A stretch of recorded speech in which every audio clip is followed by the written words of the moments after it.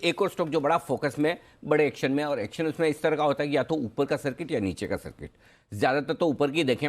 अभी कुछ समय ऐसा हुआ कि जहाँ नीचे के सर्किट आपको लगते दिखे रहे, उसके बाद अब फिर से ऊपर के सर्किट। जी हाँ, स्टॉक का नाम है टाटा टेली सर्विसेज, TTML, जिसे आप शॉर्ट फॉर्म में जानते हैं। उतने ही जानते हैं, उसके अलावा कंपनी क्या करती है, क्या नहीं करती, क्यों करती है, क्या करती है, उसके बारे में ना कोई जानना चाहता है ना समझना चाहता है। बस सर्किट टू सर्किट चलता है स्टॉक।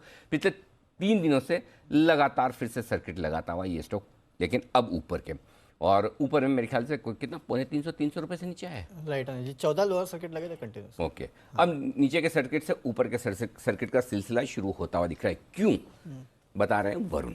डेफिनेटली अनिल जी। तो अनिल जी, ये पूरा गेम जो है वो बेसिकली AGR ड्यूज का ही है, करेक्ट है ना। तो हुआ ये था कि आपको याद होगा कुछ समय पहले, मेरे ख्याल से अक्टूबर के आसपास, DOT ने कहा था या फिर सरकार ने कहा था कि जो आपके AGR ड्यूज है उसको आप मोरेटोरियम में कन्वर्ट कर सकते हैं, और आगे जाके सरकार जो है उसको इक्विटी में कन्वर्ट करेगी, जो भी आपका इंटरेस्ट रहेगा वो।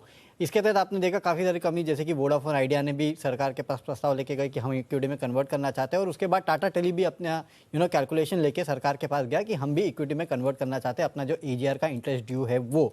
अब AGR का जो इंटरेस्ट ड्यू है उसका एक नेट प्रेजेंट वैल्यू निकाला जाता है कि किस तरह का नेट प्रेजेंट वैल्यू है आपके आने वाले AGR ड्यूज के इंटरेस्ट पे।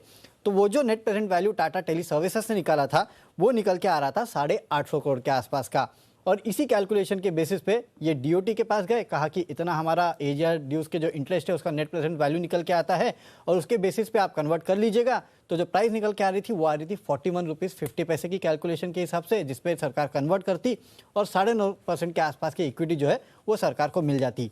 लेकिन क्योंकि ये प्रस्ताव जो है वो DOT के पास गया था पहले, तो DOT ने अपना कैलकुलेशन किया, और DOT का जो कैलकुलेशन था उसके मुताबिक इस कंपनी के जो इंटरेस्ट पेमेंट ड्यूज है उसका नेट प्रेजेंट वैल्यू आ रहा था 195 करोड़ केवल, यानी कि आपका ऑलमोस्ट केवल 25% के आसपास का इंटरेस्ट पेमेंट ड्यू जो है उसका नेट प्रेजेंट वैल्यू आ रही थी।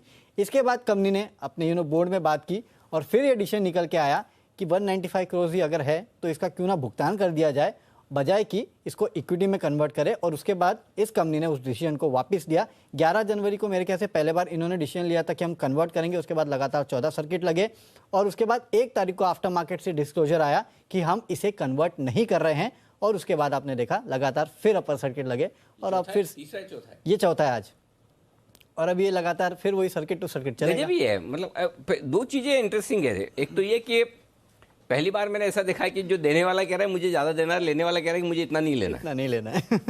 ये तो बड़ा सर्वे और कैलकुलेशन में फर्क हो 5-15 करोड़ का समझ में आता है। इन्होंने कितना बताया, 195 करोड़, हाँ। और DOT ने, हाँ। और इनका कहना था 850 करोड़ के आसपास का पेमेंट करना। और आपको याद है जब ये मैटर हुआ था तब मैंने यही कहा था कि अगर 57,000 करोड़ का मार्केट कैप टाटा टेली का है, 75% होल्डिंग प्रोमोटर्स के पास है, अगर 1.5% होल्डिंग वो मार्केट प्राइस में बेच दे, जो लेने के लिए लाखों लोग तैयार खड़े हैं, सर्किट लगा लगा कर रोज ले रहे हैं, तो भी आपको 850 करोड़ आ जाएंगे, और वो कैश दे दे, बजाय इसके कि 8.5% हिस्सेदारी आप बेचें 41 रुपए के दाम पर। लेकिन उस वक्त पता नहीं मैनेजमेंट ने क्यों वो डिसीजन लिया, भगवान जाने। उन्होंने सोचा होगा कि 850 करोड़ है, इतना पे करना है तो बेटर है कि सरकार को इक्विटी दे दो, लेकिन बाद में जब समझ में आया कि सिर्फ 200 करोड़ है, DOT चाहता ही नहीं उतना, छोड़ो।